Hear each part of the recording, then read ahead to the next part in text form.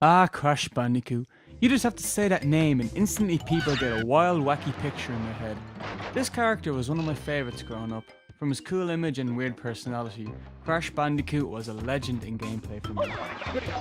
It all started in 1996. I'm sitting on my bed playing my Nintendo 64 with Christmas around the corner. I knew about the PlayStation 1, but to be honest, I did not feel bothered about it. I love my Super Mario and my Nintendo 64. When Christmas came, I got a few new Nintendo 64 games, including Zelda and Bomberman. Eventually, my friend got a PlayStation 1 and invited me over to play it, and that's when I was introduced to Crash Bandicoot. I was blown away with the gameplay and the story, but more to the point, the character. Crash was goofy from the intro menu to the end. I just loved it. I knew that this was the next console for me to have, but unfortunately, I had to wait till my birthday, and that was not till September. I messed up. When my birthday came, I finally got a PlayStation 1 and Crash, but unfortunately I was way behind its popularity. Its gameplay was like nothing I'd seen before. The colours and all the levels, this one especially I'll never forget. We're all just amazing. The value of this game is high and I would play it any day. Now while I was playing Crash Bandicoot, one of my friends had been playing Crash Bandicoot 2, Cortex Strikes Back. I was amazed that there was another one already. I went out, got it, and holy shit, it blew my mind. Just the opening was enough to set you in a good mood. The layout of the game was new, and I was introduced to some new moves like slide, crouch, and body slam. The opening movie explained everything.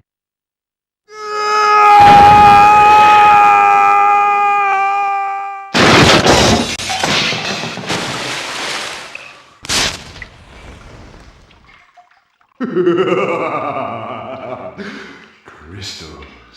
Of course.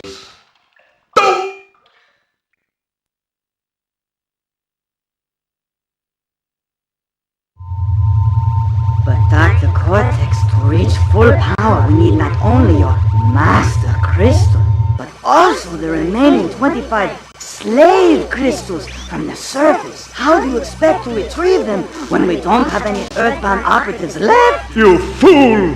Do you think I'm unaware of the situation? If we don't have any friends left on the surface, then we need to find an enemy. I need your help. Wow, is Crash retarded? It was pretty hard too. All in all, it was a masterpiece. Now I was born in the 90s, so Crash was at its peak. I had nearly every game, and me and my friends would brag about how quick we could complete them and try to one-up each other. At the time, Crash 1 and 2 were the thing. But then we were blown away with Crash Bandicoot 3 Warped. Holy shit, this was awesome. Okay, created and developed by Naughty Dog.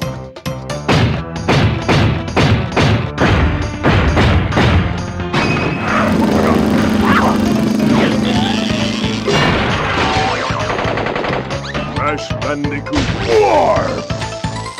It had taken the same layout as Crash Bandicoot 2 and made it more cool and fun. I mean, just listen to that music.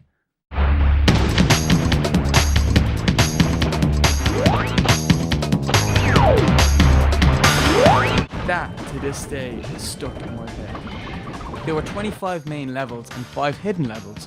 The goal was to beat all 25 levels and kill the bosses after every 5, and finally beat Cortex, just like the previous games. After that, you would go back and find all the hidden gems and unlock the 5 hidden levels. It was pretty intense and cryptic. All the power-ups from the last were here, except when you defeat a boss, you get upgraded. There was such like the super body slam, the double jump, the super spin, dash, and my favorite, a Wumpa Bazooka. Yeah, just say that, Wumpa Bazooka. Damn, it was awesome. Blow all your enemies away, yeah!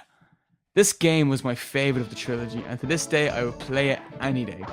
Although the other games were not abandoned, this one seemed to be more fun and easygoing.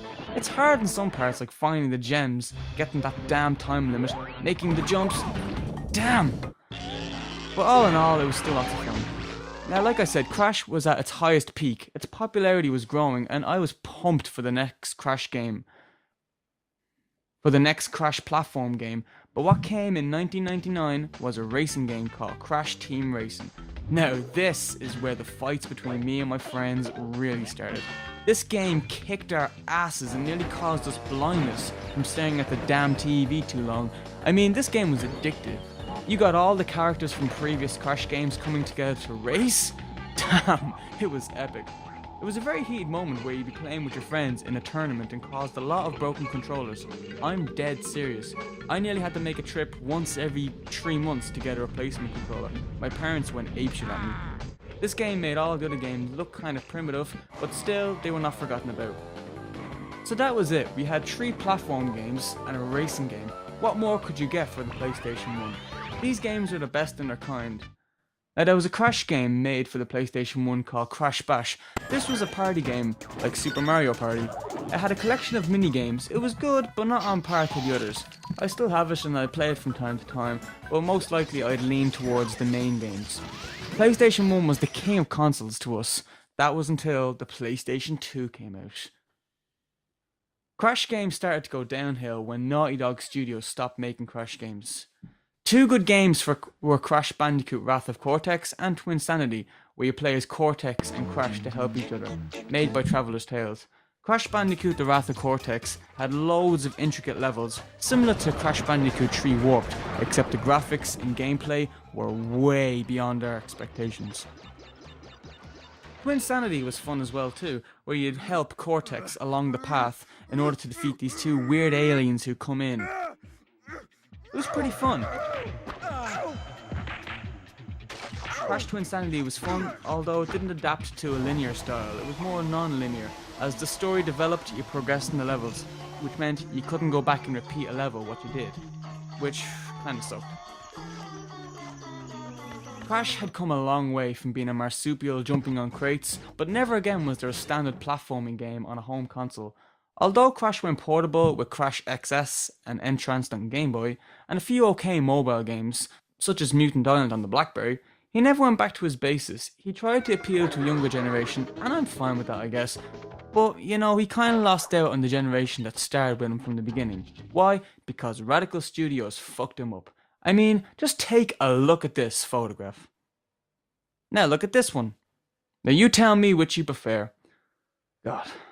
Well, that was a look at Crash. Now, I know I haven't mentioned such games as Crash Mind Over Mutants and Crash the Titans, but no, they would be the worst of the franchise. Why? Because they were made by Radical Entertainment. So Traveller's Tales were no longer in charge. Now Crash is the home of Radical Entertainment. And yeah, that kind of sucks. Because just take a look, for God's sake.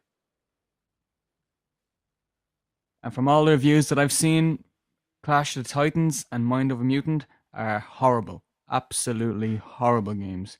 And to be fair, I wouldn't play them at all.